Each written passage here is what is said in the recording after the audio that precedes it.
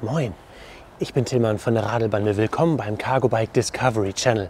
Ich habe gerade eine ganz außergewöhnliche Entdeckung gemacht. Ein ganz seltenes Exemplar seiner Gattung. Ein Mullet Longtail Lastenrad. Dort drüben steht es, das Centurion Vario R960i. Und das gucken wir uns ganz genau an in diesem Video.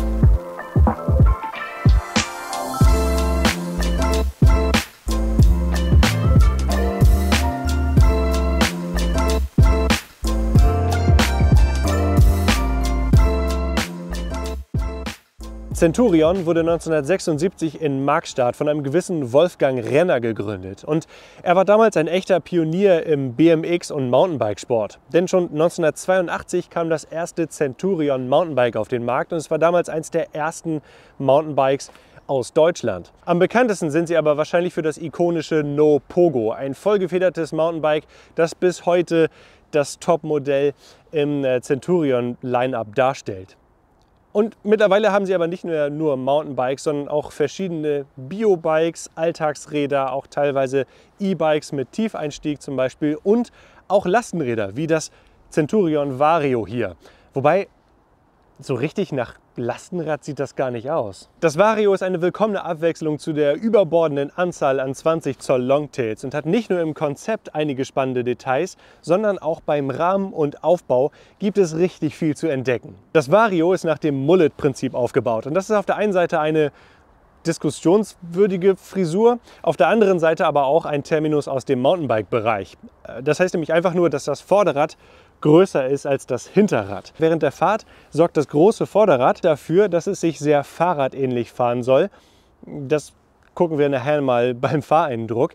Aber das kleine Hinterrad sorgt natürlich dafür, dass der Schwerpunkt eine ganze Ecke niedriger ist. Und Centurion hat sich hier für ein 24 Zoll Hinterrad entschieden, was insgesamt trotzdem dafür sorgt, dass das Ganze sehr nach einem einigermaßen normalen Fahrrad aussieht, nur halt mit ein bisschen mehr Party hier hinten. Und darüber hinaus hat Centurion dem Vario viele kleine Schmankerl spendiert. Da ist zuerst mal diese Akkuaufnahme hier unten, bei der man ganz genau sehen kann, wie was funktioniert. Zunächst ist hier eine feste Abdeckung verbaut, damit der Akku nicht die ganze Zeit mit Dreck beschossen wird. Und die kann man hier mit einem einfachen Dreh öffnen. Und dann ist das eine sehr stabile Platte, wo auch dann gesagt wird, wo die Energie sitzt. Und dann ist hier auch ein kleines Detail. Hier am Schloss ist auch ein kleiner Indikator, in welche Richtung das Schloss sein muss, damit es geschlossen ist. Wenn der Schlüssel in der richtigen Position ist, dann weiß man auch, dass der Akku richtig drin ist. Und am Ende einfach diese Klappe wieder dann vor den Akku und diesen kleinen Drehknopf zu machen. Und fertig. Hier ist dann auch noch alles dafür vorbereitet, um mit verhältnismäßig wenig Aufwand eine zweite Akkuaufnahme zu montieren. Hier oben hinter dieser Klappe ist die Möglichkeit, die Akkus direkt am Fahrrad zu laden und das ist auch eine sehr eindeutige Kennzeichnung, wo man das machen kann.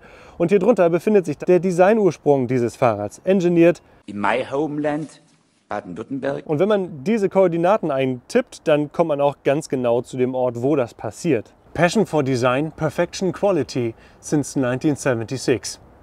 Schönes Detail. Und Flaschenhalterösen.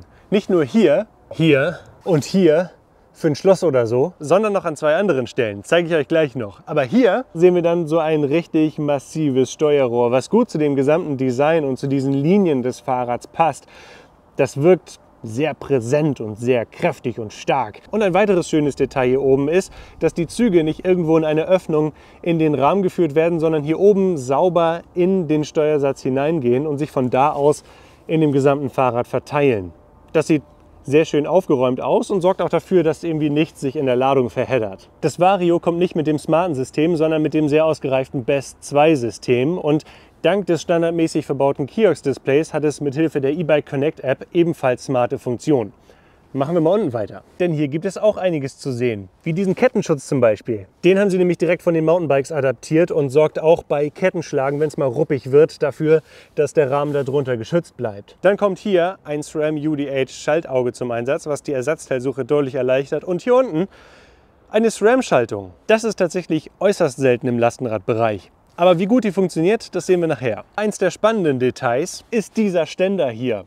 Centurion kauft nicht einfach irgendein Teil ein und verbaut es dann, sondern sie haben ihren eigenen Ständer entwickelt. Und das aus gutem Grund, denn der ist erstmal sperrbar. Das heißt, wenn ich jetzt versuche, das Fahrrad nach vorne zu ziehen, dann funktioniert das nicht. Man muss erstmal einen Hebel hier oben ziehen und dann rollt das Fahrrad runter.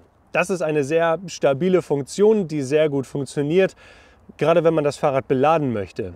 Aber dann gibt es noch eine zweite Ständerfunktion, nämlich man kann den Ständer hier in so eine halbe Position bringen und dann steht das Fahrrad so ein bisschen auf der Seite wie bei einem Seitenständer. Das ist natürlich nicht dann dafür geeignet, um das Fahrrad irgendwie groß, schwer zu beladen, aber um es einfach mal kurz abzustellen im Alltag. Und wenn man dann losfahren möchte, dann zieht man einfach wieder diesen Hebel und der Ständer klappt automatisch nach oben. Das finde ich ziemlich cool. Solchen sperrbaren Ständer hat man natürlich schon mal bei anderen Fahrrädern gesehen, aber diese Idee mit dem Seitenständer, die habe ich doch schon echt schätzen gelernt im Alltag. Also auf den ersten Blick eher unscheinbar, strotzt das Rad nur so vor coolen Details. Und obwohl es nicht unbedingt Cargo schreit, hat es auch ziemlich gute Cargo-Fähigkeiten. Den Anfang macht der Frontgepäckträger, der ein bisschen so wirkt, als hätte man ihn zu heiß gewaschen, aber trotzdem 15 Kilogramm tragen kann. Der passt perfekt für zum Beispiel meine Kameratasche, ein Holzscheit oder diese Tasche, die hier passgenau dafür entwickelt wurde. Die Tasche kommt von VD, was ich sehr gut finde, und die hat ebenfalls einige ganz coole Details. Erstmal hier das Centurion und das Vario-Logo hier vorne drauf, kann dann hier vorne eingehängt werden, um die Tasche wirklich einfach fest daran zu verbamseln. Und hier hinten kann man sie dann so mit 2 Klettstreifen befestigen. Und die ist geräumiger, als man denkt. Hier passen einige Kleinigkeiten rein. Man kann sie ja regendicht verschließen und auch mit Hilfe dieses Riemens dann einfach über die Schulter werfen und mitnehmen. Und falls man die Sachen nicht einfach nur hier drauflegen möchte, kann man sie auch einfach mit einem Straps verzurren. Und falls das alles nicht genug ist, gibt es hier hinten auch noch die Möglichkeit, 2 weitere Flaschenhalter zu montieren. Aber wie bei Longtails üblich, wird es erst hier hinten so richtig spannend. Der Gepäckträger hier ist auf den Hauptrahmen aufgesetzt worden und darf insgesamt mit bis zu 70 Kilogramm belastet werden. Und hier sind auch wieder sehr spannende Details drin. Erstmal ist dieser Bügel hier oben abnehmbar und lässt sich variabel einsetzen. Die Kinder können ihre Hände hier auf diesen mit Lenkerband umwickelten oberen Teil dieses Bügels legen, während hier der äußere Teil dann dafür sorgt, dass die Kinderhände geschützt bleiben, sollte das Rad mal umfallen. Hier auf der Rückseite ist dann ein gemütliches Polster, sodass sich das hinten sitzende Kind hier einfach anlehnen kann. Und dieser Raum hier zwischen diesen Bügeln passt haargenau für eine Eurobox, die man dann hier auf dieses Polster legen kann. Oder man nimmt das Polster einfach ab und stellt die Eurobox dann auf diese Platte hier. Oder man nimmt die ganze Platte ab und das geht super einfach. Mithilfe dieser Click-Fix-Funktion. Die ist wirklich genial, denn hier eröffnen sich jetzt einige neue Möglichkeiten. Hier lassen sich jetzt zum Beispiel alle möglichen Dinge verzurren oder man setzt einen Kindersitz drauf. Entweder hier mit der alten EasyFix-Aufnahme von Thule oder es passen auch so ziemlich alle Kindersitze drauf, die so ein Klemmsystem von der Seite haben. Und wenn man hier 2 Kindersitze montieren möchte, einen vorne und einen hinten, dann wird dieses Teil hier interessant.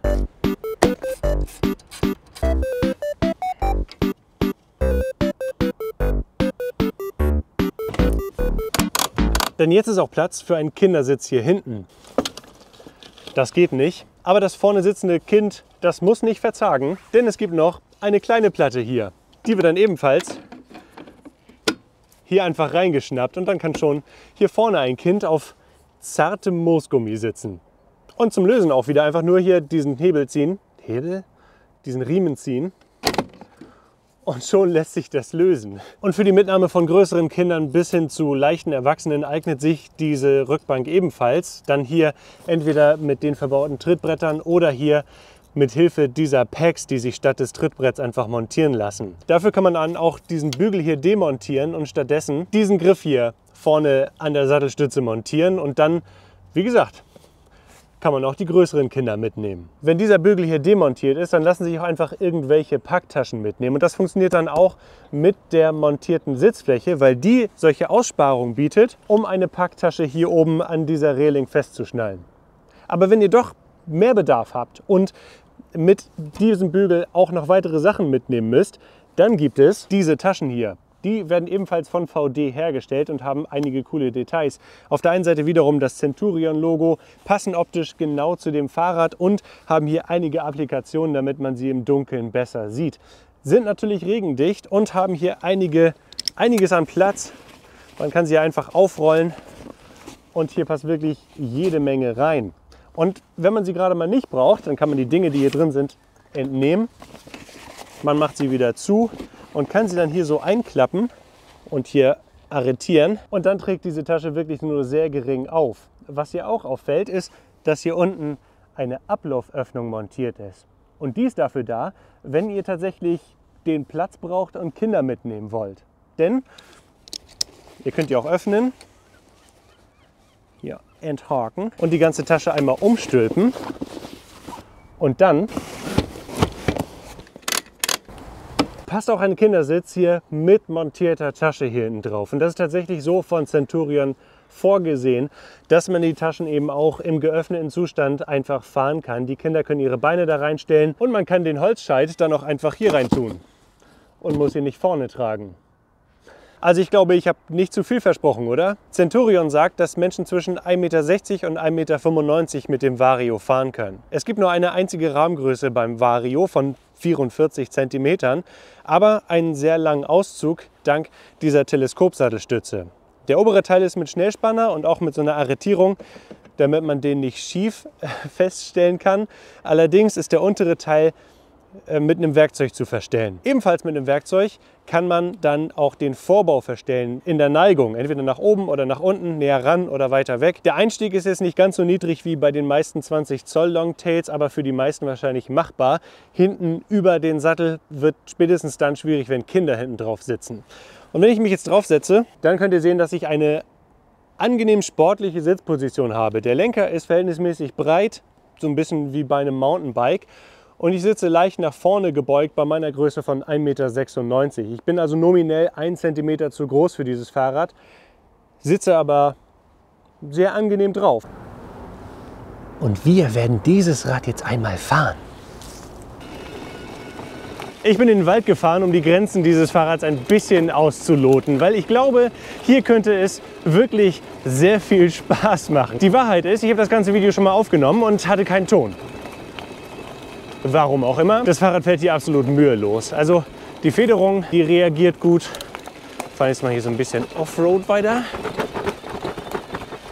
Ja, ich kann auch hier gut rüberfahren. Die Reifen sind auch für die ein oder andere Offroad-Strecke gut geeignet. Na klar, sie sind hauptsächlich Straßenreifen, aber sie haben genug Profil, um auch über Schotter zu fahren. Wenn es allerdings richtig matschig wird, dann kommen sie natürlich an ihre Grenzen. Aber hier bei diesem Fahrrad sind die Grenzen recht einfach erkennbar. Also man merkt schnell, wenn das Fahrrad ins Rutschen kommt, kann es dann noch korrigieren, kann dann noch ein bisschen langsamer werden. Die SRAM-Schaltung, die funktioniert ebenfalls sauber. Die schaltet gut durch die Gänge durch, hat eine angenehme Bandbreite. Das Einzige, was mir jetzt auffällt, wenn man ein ausgesprochener Langsamtreter ist, dann findet man sich häufiger doch im größten Gang wieder, also auf dem kleinsten Ritzel hinten. Ein bisschen rutschig hier gerade. Ja, einmal über die Brücke rüber. Ich weiß nicht, wie breit ich bin. Ja, siehst du? So, und ich habe natürlich meine beiden Mitarbeiter, meine Säcke, hinten auf dem Gepäckträger drauf. Der Schwerpunkt ist angenehm niedrig und ich habe das Gefühl, zwischen den beiden Rädern zu sitzen, was ein sehr gutes Gefühl ist. Dadurch kommt nicht so viel Vibration, dadurch kommt nicht so viel Gerumpel. beim Sattel an und der Motor kann einen gut aus solchen vertrackten Situationen befreien. Selbst hier beim Anfahren am Berg zieht er einen ohne Probleme nach oben und überall raus. Was wir jetzt gleich mal machen, ist ein Bremstest aus 25 km/h, weil die Bremsen, die fühlen sich sehr angenehm an und die Beschleunigung ist wirklich grandios. Zack, 25 km/h und das Fahrrad hat einen Bremsweg aus 25 km/h, so schwer beladen, von etwa 3 Metern. Und dabei fühlen sich die Bremshebel wirklich sehr angenehm an. Sie sind vielleicht für den einen oder anderen im Alltagsbetrieb ein bisschen kurz, aber jetzt so, gerade wenn man es ein bisschen sportlicher angehen lässt, dann sind die genau richtig. Haben ein gutes Feedback, fühlen sich genau passend an und man kann das Rad auch mit ziemlich wenig Kraftaufwand zum Stehen bringen. Also wir haben ja über das Habitat gesprochen dieses Fahrrads. Das kommt ziemlich gut, so ziemlich überall klar. Sowohl hier als auch hier. Also das 26 Zoll Vorderrad, das rollt wirklich überall gut rüber. Und das 24 Zoll Hinterrad ebenfalls. Und die ganze Sitzposition ist sehr Mountainbike-mäßig. Ich finde das richtig gut. Das ist nicht super sportlich, aber jetzt für meine Größe eher auf dem sportlichen Bereich. Und dadurch lehnt man sich so ein bisschen auf dem Lenker auf, hat viel Kontrolle. Und dieses Fahrrad ist wirklich eher so eine Art Enduro mit Straßenbereifung jetzt in diesem Fall. Also so eine E-Bike-Reise-Enduro. Und Reise-Enduros sind auch häufig im Mullet-Prinzip. Die haben auch häufig vorne ein größeres Rad als hinten. Es passt perfekt. Die Art und Weise, wie dieser Motor reagiert, spontan, kraftvoll, auch egal in welcher Drehzahl, das ist wirklich beeindruckend. Das haben alle Cargo-Lines, aber der hier, der ist irgendwie nochmal auf Epo oder so. Was auch auffällt, dass die Last auf dem Gepäckträger nicht so sehr hüpft, wie das bei 20 Zoll Rädern der Fall ist. Dadurch, dass die Eurobox auch auf den Polstern sitzt, ist es auch nicht ganz so laut. Also die ist ja wirklich richtig gut eingemuckelt. Und gleichzeitig fühlt sich dieses Fahrrad auch ultra stabil an. Also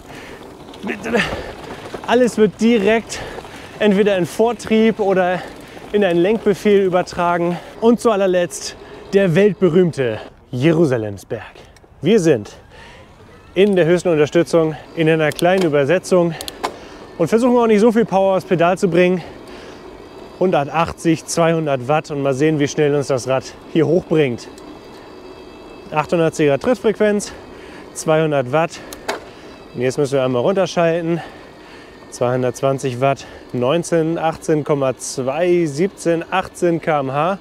Das ist fix und das fühlte sich noch nie mehr so richtig anstrengend an. Also dieser Motor hat echt Power. Das, was ich schon beim Fahren gemerkt habe, dass der so ein bisschen auf Steroiden ist, das scheint wirklich so zu sein. Also Centurion hat ihn offenbar sehr gut abgestimmt und der sollte einen auch stärkere, längere Steigung gut hochbringen.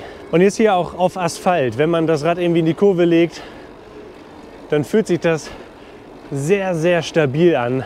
Trotz dieser großen Last hinten drauf, das Ding macht echt richtig viel Laune. Ja, habe ich was zu meckern? Weiß ich nicht. Seht ihr vielleicht im zweiten Video. Auf jeden Fall gehen wir mal zurück zum Präsentationsthema und den Preisen.